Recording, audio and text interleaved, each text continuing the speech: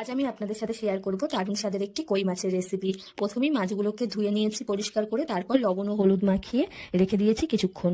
তারপর কড়াইতে সর্ষের তেল গরম করে হালকা করে মাছগুলো ভেজে তুলে নিয়েছি। তারপর বানিয়ে নিয়েছি একটা বাটা মশলা। তার জন্য নিয়ে নিয়েছি 1 ইঞ্চি আদা, 1 চামচ জিরে, হাফ চামচ মৌরি ও 4টে কাঁচা লঙ্কা। সবগুলো একসাথে শিলনোড়ায় বেটে নিয়েছি।